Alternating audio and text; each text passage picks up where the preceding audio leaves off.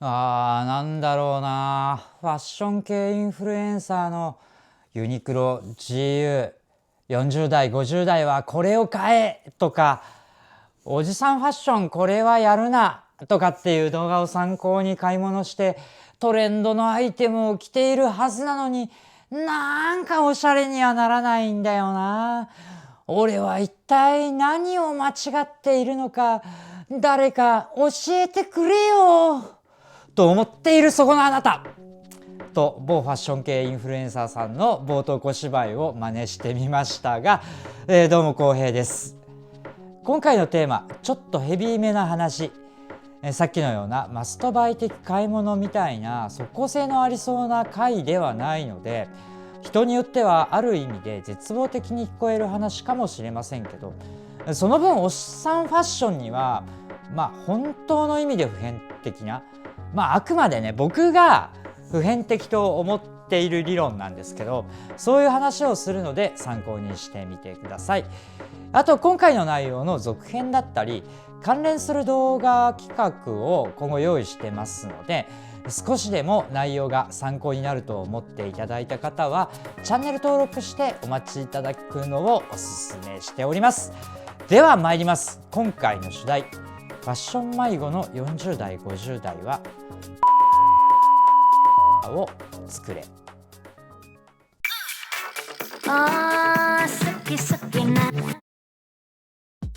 はい、今日のお題、40代50代ですでにおしゃれと言われている人、おしゃれに自信がある人、他人がどう思うかとか関係なく、自分のスタイル確立している人なんかは参考にする必要全くありません。閉じていただいて普段参考にしているチャンネルさんの動画をご覧になってください。そういう人たちはごく普通の行動として普段からファッションを楽しんでいると思いますし、その楽しみ貫いたんで、全くいいと思います。で、自分もむしろそういうタイプですしで、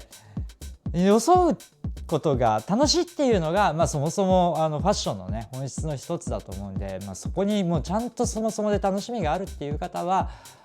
現状のまんまね楽しんでもらったんでいいと思います。で、今回の話を参考にしてほしい人っていうのは、冒頭の小芝居で言ったような手っ取り早くダサいおっさんって見られるのを出したいと思っているけど、あんまりうまくいってないみたいなね、イケオジになりたいみたいなところまでは、そこまでは思わないけど、少なくともダサいとは思われたくないみたいな、なんだけどさっき言ったようなね、ユニクロだったり GU だったりのトレンドだよって言われてるようなアイテムとかを買ってもなんかどうにも垢抜けないよなというようなファッション迷子のおじさんと、そういうファッション迷子のおじさんになりたくない、今のうちから予防線を張っておきたい若い人たちとなると思います。もちろん参考にできる考え方っていうのは決して一つではないですし、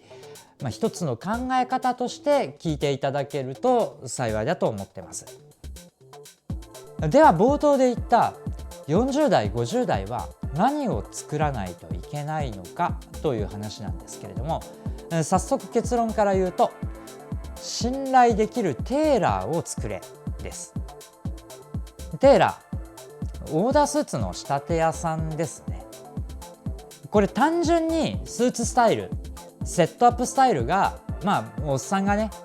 ちょっとおしゃれをするんだったら正解だからみたいな即効性のありそうな回、手っ取り早い回というような単純な話ではないです。その意味を順序立てて話していこうと思います。まず皆さんこの年代になるとお仕事でもそこそこのビジネスパーソンとして活躍するポジションになっている方も多いと思います。個人の能力差だったり巡り合わせみたいなもんだったりとかね、どうしても我々この氷河期世代って厳しい社会環境で過ごしたおかげで出世とは無縁ですみたいな方もいらっしゃるとは思いますし、自分も決して褒められた立場や収入のものでもないです。とはいえこれまで20年30年と仕事をしてきたわけじゃないですか皆さん。でその経験として皆さん同様にこれはご理解いただけると思います。基礎からの積み上げなくして高度な業務はこなせない。何を当たり前のことをと思われるかもしれませんけれども、これって仕事に限らずで、普遍的な法則だと僕は思うんですよね。でそれこそ足し算引き算できないのに掛け算割り算が根本的に理解できるわけがないみたいなところで、そういう四則演算ができないのに連立方程式理解して解けるわけないでしょみたいな、そういうレベルでもそうだと思います。にもかかわらずファッションについては基礎からの積み上げがないのにこれをやれば OK があると勘違いしてませんか？そう、おすすめのアイテムを買っているのにどうにもおしゃれにならない人の多くが基礎を知らずにマストバイアイテムを使うという小手先のテクニックだけで安易に成功を得ようとしている状態なんです。じゃあファッションの基礎って何なんだよっていう話ですよね。こういう格好がしたいみたいな目指すスタイルとかもあると思いますし、その内容によってはね、危ない危ない、必ずしも当てはまらない場合もあるお話かもしれないんですけれども、僕は3つのポイントがあると思ってます。ではその3つのポイントとは何か。1つ、自分の体型に似合うシルエットを知る。2つ目、普遍的なスタイルとしてのトラディショナルの知識。3つ目、トレンドの受け入れと無視。この3つの基礎の重要性を話した後、それがなぜ信頼できるテーラーを作るになるのか解説していきますので、とにかく即効性がありそうな回だったり手っ取り早い回を求めがちなファッション迷子の40代50代は3つのポイントを基礎として押さえる。そのためにも信頼できるテーラーを作ることが多少時間がかかって回り道のようで本質的には最短距離だということを踏まえて学び直しリスキリングをしていったらいいんじゃないかなっていうふうに思います。ではまず第1のポイント、自分の体型に似合うシルエットを知るですね。シルエットなんとなくで捉えてませんか？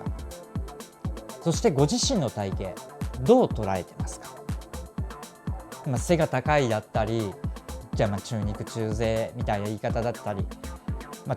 年取ってきてね小太り気味になってきたとかさ、筋トレが趣味なので実は筋肉質ですみたいな、いろいろあると思います。ただですね、細身で小顔で足が長い以外は基本的にはおしゃれにはデバフだと思ってください。おいおい、結局中身が重要論かよって思われたかもしれませんが、そういわゆるユニクロや GU などマストバイやこれ買えの量販店のトレンドアイテムをただ買って着るだけの場合、原則中身が重要です。で、中身、皆さん20代30代の今より若かった頃と同じ体型してますか？体重はそんなに変化していなくてもたるんでお腹が出たりしてませんか？変わってますよね。ユニクロや GU の商品写真を着ているモデルはかっこいいのに俺が着るとなんかダサい、ありますよね。そう、それモデルは細身で小顔で足が長いというある程度いろんなシルエットを着こなせる体型の人が似合う着こなしで着ているからに他なりません。じゃあやっぱり中身が重要で終わりじゃんと思った方、だからあなたはダサいんです。モデルのようにある程度いろんなシルエットを着こなせないならば、小太りで短足のおっさんは小太りで短足のおっさんに似合うシルエットを知って、そのシルエットが似合う着こなしをするべきじゃないですか。そう、まずこの似合うシルエットを知るという基礎をすっ飛ばして、モデルみたいに着こなせない似合わないシルエットのマストバイアイテムを着ているからダサくなるんです。逆説的には若さというバフがなくなっている状態、バフに頼れないという状態になっているから、似合うシルエット、似合わないシルエットを正しく吟味しないとダサくなるんですね。じゃあシルエットとは何か。ここで第2のポイント、トラディショナルの知識が絡んできます。トラディショナル、伝統ですね。服というのは人類というけなし猿が進化の過程で体毛を失って以来、数十万年のスパンで進化してきた人類の必需品です。そもそもは体毛を失ったがための防寒のためであったり、獣の牙や爪、対立する人類の攻撃から身を守るため、行動をより快適に行うために発生した必需品の進化が、より美しくであったり、より力強く勇壮であったりの見た目においても派生したのがファッションなわけですよね。では現代を生きる我々は、その歴史の中でどこからを伝統、トラディショナルと捉えるべきか。まさか原始時代や古代や中世の格好をするわけにもいかないですよね。もうこれ端的に、産業革命を経て工場製の既製服が一般化した近代以降で十分です。マニュファクチャーによる工業製の既製服の登場は、庶民の普段着を工場労働や、総力戦と呼ばれた一次大戦以降の軍隊だったり、近代の労働者である一般大衆にアジャストする形での均一化をもたらしました。これはオーダーメイド、もともとはオーダーメイドっていう言葉とかも特になく、家庭で、奥さんがお針子をやって塗った服とかを着てたりとかしてたわけですよね。家庭じゃないにしても、ある程度村だったりとか集団単位の中で、そういうのを担当する方々が作ったものとかね、そういうものを着る。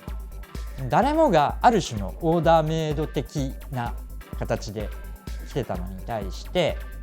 このオーダーメイドっていう文化をジェントリー階級以上のたしなみへと変容させていきました。一般的な服は、庶民が着る服は工場製で作られている。でそこでの良し悪しが初期の近代メンズファッションにおける流行の形成と言っていいと思います。代表として挙げられるのが、20世紀最大のメンズファッションリーダーと言われるイングランド王エドワード8世退位後のウィンザー公ですね。そう、この頃に形成された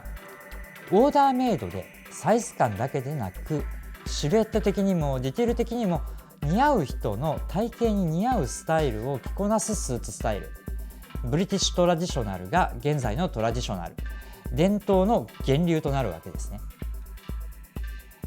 じゃあ何ですか、ブリティッシュドレープのスーツを作って着こなすところからやれってことですか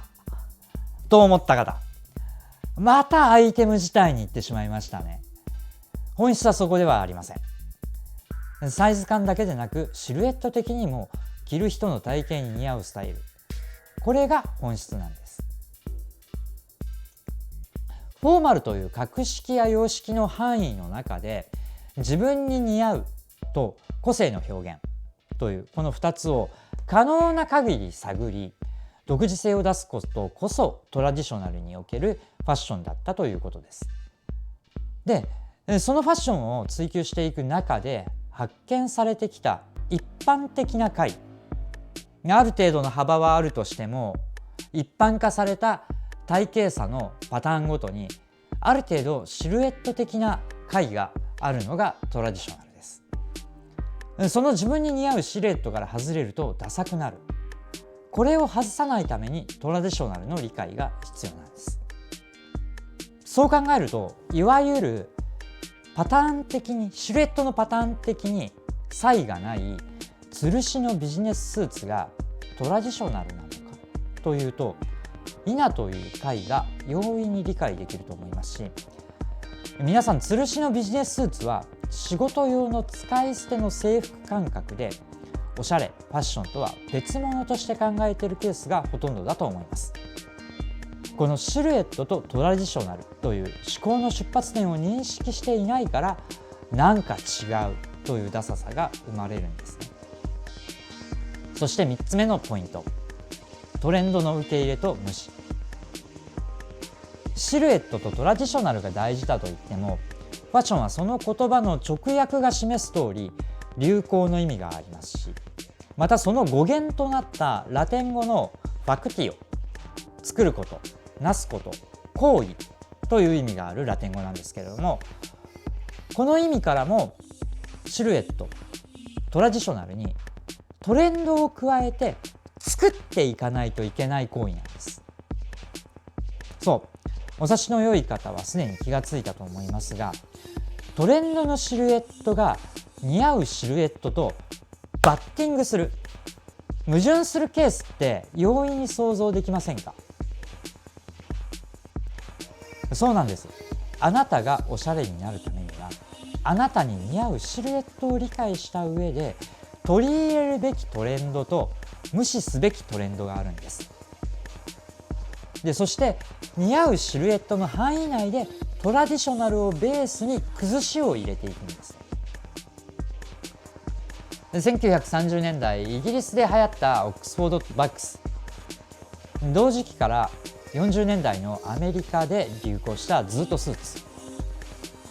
60年代のイギリスの若者文化を代表すると言っても全く過言ではないモッズスーツ、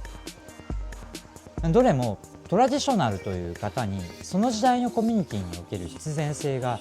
流行としてトレンドを生み出した型破りなスタイル。僕この型破りっていう概念大好きなんです。日本の武道や茶道や舞台などの芸の道、その中で言われる手張りの思想、基本の型を学び型を一通り身につける手、既存の型を破り発展させる派を通過して理に至って基本や応用からも離れ独創性個性を形成する。この派こそ型破りで、手を踏まえた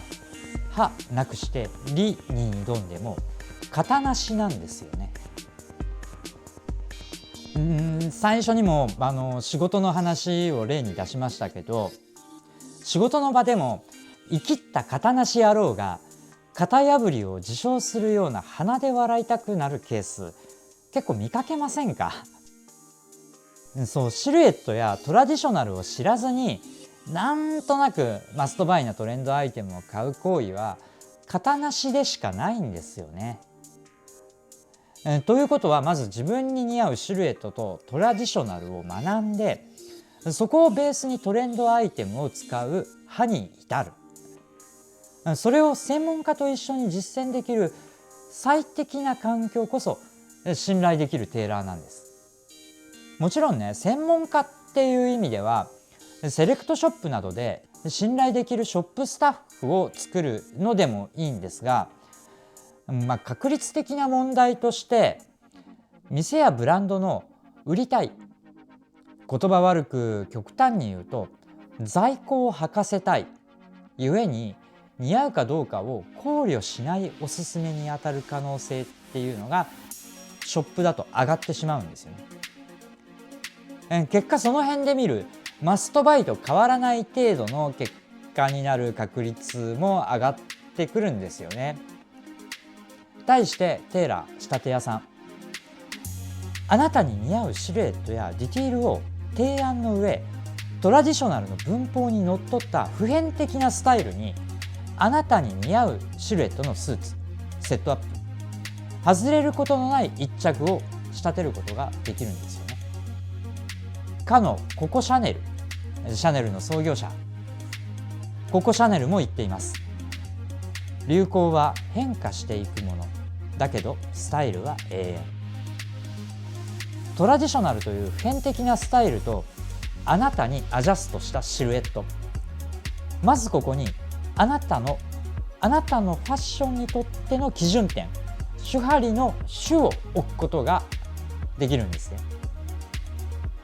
さて案外にここまでで長くなってしまったので、じゃあ信頼できるテーラー仕立て屋さんってどうやって見つけるのかだったり、実際にテーラーさんでの注文の仕方の注意っていうものがあります。言うてオーダースーツってお高いんでしょみたいな、